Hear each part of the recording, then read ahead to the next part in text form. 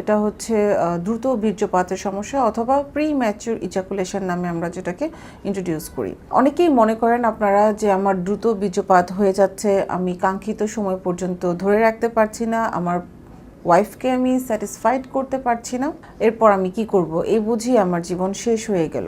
কখন এটাকে আমরা আসলে ডিজিজ হিসেবে নিব, দ্যাট মিনস কতটা সময় পর্যন্ত আপনি ধরে রাখতে পারছেন সেটা একটা ব্যাপার, এবং কতটা দিন ধরে আপনার এই ধরনের প্রবলেমটা চলছে সেটাকে আসলে বুঝতে হবে। তাহলেই আপনি বুঝতে পারবেন এটা আপনার দ্রুত বীর্যপাতজনিত সমস্যা নাকি অন্য কিছু। এই ধরনের সমস্যাগুলো যদি আপনার 6 মাস বা 6 মাসের অধিকতর সময় ধরে চলতে থাকে তাহলে এটাকে প্রিম্যাচিউর ইজাকুলেশন বলা যাবে। কিছু ব্যাপার বলে নিতে চাই। অনেকেই আছেন যারা আপনারা একটা লম্বা সময় পর পর দেখা যায় যে ইন্টারকোর্সের জন্য মিলিত হচ্ছেন, সেই ক্ষেত্রে কিন্তু প্রথমবার যখন আপনি মিলিত হচ্ছেন সেই ক্ষেত্রে আপনার দ্রুত বীর্যপাত হতেই পারে।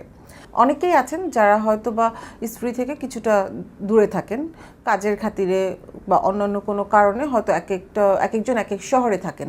সেই ক্ষেত্রে একটা সময় পরপর একটা হয়তো 2 সপ্তাহ বা 1 মাস পরপর আপনি আপনার সঙ্গিনীর সাথে মিলিত হচ্ছেন। সেই ক্ষেত্রে দেখা যেতে পারে যে আপনি যখনই আপনার সঙ্গিনীর কাছে যাচ্ছেন সেই ক্ষেত্রে কিন্তু প্রথমবার বা দ্বিতীয়বার পর্যন্ত আপনার এই ধরনের দ্রুত বীর্যপাতের মতো সমস্যাগুলো হতে পারে। কিংবা এমন হতে পারে যে আপনি মনের ভিতরে অনেক ধরনের এক্সাইটমেন্ট তৈরি হচ্ছে, আপনি আপনার সঙ্গিনীর সাথে আজকে রাত্রে মিলিত হবেন, এটা নিয়ে আপনি বিভিন্ন ধরনের কল্পনা করছেন, বিভিন্ন ধরনের প্ল্যানিং করছেন, এক্সাইটমেন্ট ফিল করছেন আপনার মধ্যে। সো যখনই আপনি রাত্রেবেলা যখন আপনার সঙ্গিনীর কাছে যে মিলিত হলেন তখনই দেখা গেল যে আপনি নিজেকে স্যাটিসফাইড করার আগে বা আপনার ওয়াইফকে স্যাটিসফাইড করার আগে আপনার বীর্যপাত হয়ে যাচ্ছে। সো এই ধরনের জিনিসগুলো কিন্তু আমরা অনেক ক্ষেত্রেই নোটিস করি। এখন কথা হচ্ছে যে এটা কতটা সময় ধরে আপনার চলছে। এই ধরনের দ্রুত বীর্যপাতের সমস্যা যদি আপনার 6 মাসের অধিকতর সময় ধরে চলতে থাকে তাহলে এটাকে আমরা প্রবলেম হিসেবে ধরে নিব। এছাড়া অনেকগুলো কারণ কিন্তু আছে দ্রুত বীর্যপাত হওয়ার। প্রথমেই যেমন আমি বললাম যে ওভার এক্সাইটমেন্ট, প্ল্যানিং, এই জিনিসগুলো কিন্তু একটা কারণ হতে পারে।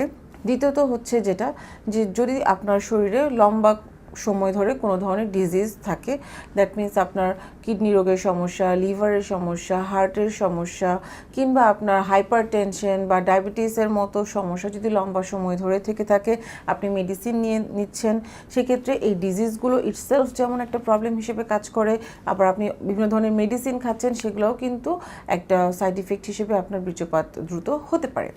সেকেন্ড যেটা বলবো, যদি প্রিভিয়াসলি আপনার সেক্সুয়াল অ্যাসল্টের কোনো ধরনের হিস্ট্রি থাকে, অপ্রাপ্ত বয়সে যদি কেউ সেক্সুয়াল ইন্টারকোর্স শুরু করে থাকেন, এগুলোও কিন্তু অনেক বড় কারণ হিসেবে আমরা ধরে নিচ্ছি। এছাড়াও দেখা যায় যে আপনার যৌনাঙ্গে যদি কোনো ধরনের ইনফেকশন বা ইনফ্লামেশন থেকে থাকে, বিভিন্ন ধরনের ভাইরাস বা ব্যাকটেরিয়াল বা ফাঙ্গাল প্রদাহ থেকে থাকে, সেই ক্ষেত্রে কিন্তু দ্রুত বীর্যপাত হতে পারে। কারণ এগুলো আপনি যখন ইন্টারকোর্সে মিলিত হবেন তখন ব্যথা অনুভূত হওয়ার কারণে এই ধরনের প্রবলেমগুলো হয়। সো যে কারণেই হোক না কেন ট্রিটমেন্টটা আসলে ইম্পর্ট্যান্ট। যুগ যুগ ধরে কিন্তু এই ধরনের প্রবলেমগুলো ট্রিটমেন্ট চলে আসছে, বাট আমি আজকে কথা বলবো আপনাদেরকে সাথে অ্যাডভান্স যে ট্রিটমেন্টগুলো আছে সেগুলো নিয়ে। যখন আমার কাছে পেশেন্টরা আসেন আমি সাধারণত কিছু ইনভেস্টিগেশনস করিয়ে নিই, দেখার জন্য তার হরমোনাল ইমব্যালেন্স আছে কিনা, কোনো ধরনের কোনো ব্লক আছে কিনা। এরপর তার ভাইটালসগুলো আমরা দেখার পর যেটা করতে হয় সেটা হচ্ছে যে আমরা সাধারণত পেশেন্টকে কাউন্সেলিং করি প্রিম্যাচিউর ইজাকুলেশনের জন্য, এবং আমরা কিছুটা ফুড সাপ্লিমেন্ট পেশেন্টকে দিয়ে থাকি, কারণ যদি এনার্জি না থাকে এই ধরনের প্রবলেমগুলো কিন্তু অনেক ক্ষেত্রেই আমরা দেখি। এবং অ্যাডভান্স যে ট্রিটমেন্টটা আপনার এই প্রিম্যাচিউর ইজাকুলেশনের জন্য সেটা হচ্ছে যে আপনার পিআরপি থেরাপি বা আমরা পি শট বলে থাকি এটাকে। এক্ষেত্রে আমরা পেশেন্টের ব্লাড কালেকশন করার পর এটাকে সেন্ট্রিফিউজ করে হোয়াইট ব্লাডটা এবং রেড ব্লাডটা আলাদা করে নিচ্ছি, এবং এই যে হোয়াইট ব্লাডটা, এই হোয়াইট ব্লাডের মধ্যে প্রচুর পরিমাণে প্লেটলেট থাকে।